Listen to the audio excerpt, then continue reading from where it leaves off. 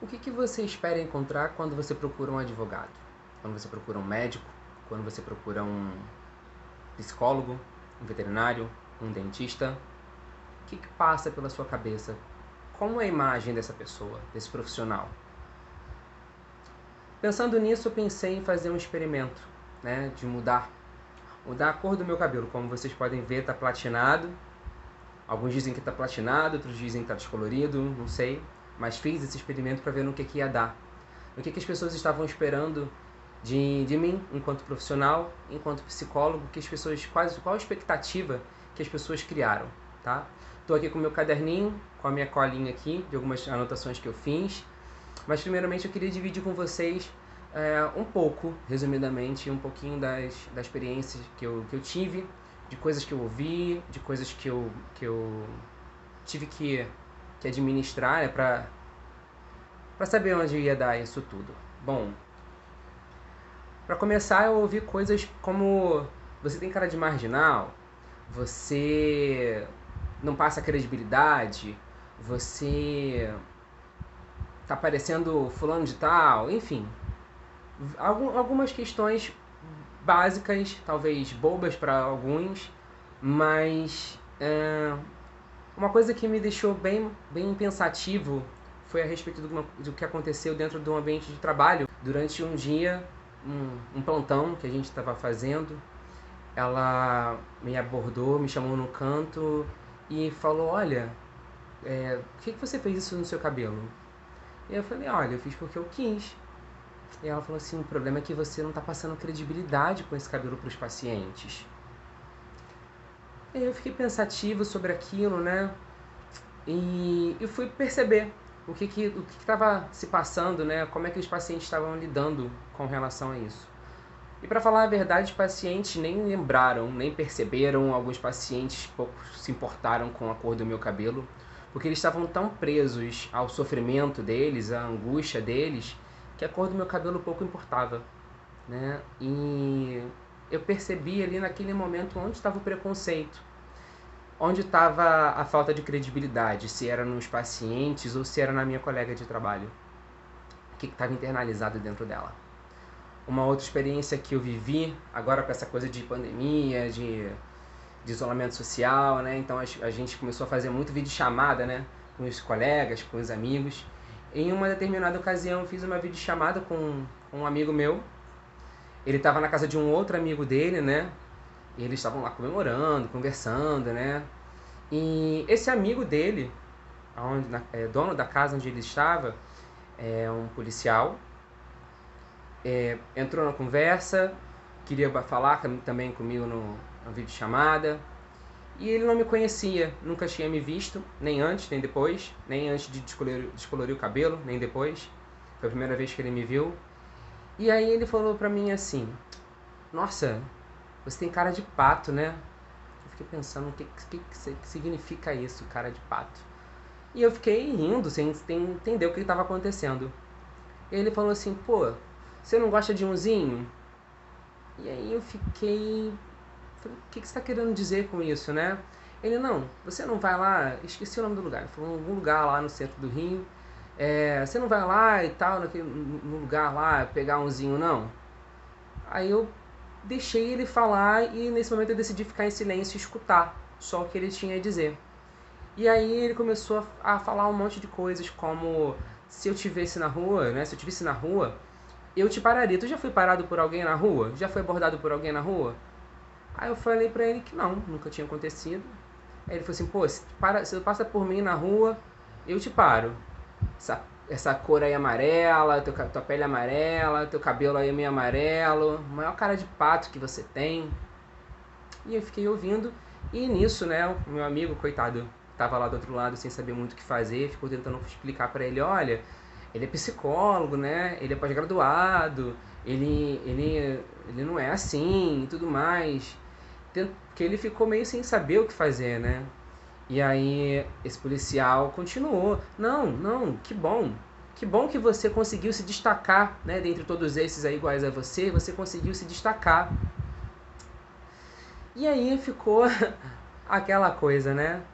E aí eu fiquei pensando: o que leva um sujeito a achar que tem um direito de entrar na vida de alguém, de entrar numa conversa e e dividir, né, compartilhar do seu preconceito, disseminar o preconceito, o ódio, né, a respeito do outro. Eu talvez não digo nem que seja ódio, mas é um preconceito. Ele não sabia quem eu era, mas já criou um conceito a respeito da imagem que ele estava vendo ali na videochamada. E como que isso é comum, né? E como é perigoso a gente pensar que uma pessoa com um cargo que ele ocupa, né, de policial, o pensamento que ele carrega, o que isso pode influenciar no funcionamento de uma sociedade no geral, né, onde a gente vive num país de tanta mistura, né, descendentes de africanos, europeus, de indígenas e por aí vai. O que esse pensamento dessa pessoa, aonde esse pensamento pode levar, né? Ele falou, que bom que você se destacou, né, entre os outros. E eu podia ser qualquer coisa. Eu podia ser como eu sou psicólogo, podia ser um médico, podia ser um juiz, eu podia ser de repente um astronauta, se eu quisesse ser um astronauta, ou se eu quisesse de repente ser um motorista de ônibus, se eu quisesse ser um gari, eu poderia ser o que eu quisesse, desde que eu quisesse. Assim como qualquer pessoa pode ser o que ela quiser, né? Pensando nisso, eu também lembrei de quando eu trabalhava com RH, eu trabalhei durante muito tempo com RH, e uma das situações que eu vivi lá foi uma entrevista que eu fiz com um rapaz negro, angolano. Ele estava tentando o cargo de repositor de supermercado. E vendo o currículo dele, eu vi que ele tinha uma graduação em publicidade e tinha tido uma experiência como editor de uma revista lá na Angola. E aí eu questionei a ele por que ele estava tentando buscar aquela oportunidade, já que ele tinha um currículo, né, uma formação, né, ou talvez uma especialização. E aí ele falou que o currículo dele aqui no Brasil não era válido, a graduação dele aqui no Brasil não poderia ser validada. Então por isso ele estava buscando uma outra oportunidade que não precisasse de uma graduação, que ele poderia tentar. E aí eu pensei, será que o currículo de um inglês, ou melhor, o diploma de um inglês seria válido aqui no Brasil, de um norte-americano, de um italiano? Será que haveria tanta burocracia? Acho que não, né? A gente sabe que não. Mas infelizmente aquele rapaz acabou sendo vítima aí desse preconceito que a gente instaurou no nosso país.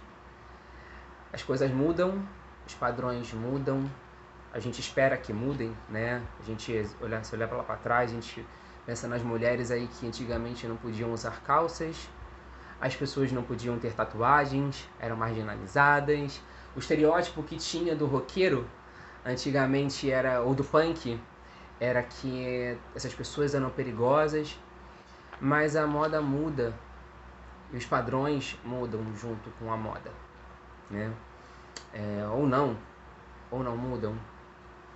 Talvez o preconceito seja como uma blusa da moda, uma blusa branca, encardida, que a gente pode usar qualquer tipo de produto para tirar aquela marca, aquela mancha, mas a gente não vai jogar a blusa fora, né? A gente vai continuar usando a blusa porque ela é bonita, ela tem um corte legal, ela cai bem no nosso corpo, ela tem um tecido bom, apesar de estar encardida, e a gente aceita aquele tom daquele branco, né? E veste essa camisa encardida, veste a camisa do preconceito. E voltando a falar dessa experiência com esse angolano, eu fico pensando como a gente via nos filmes, em desenhos, como seria o futuro. O futuro seria bem diferente do que a gente tem agora, né?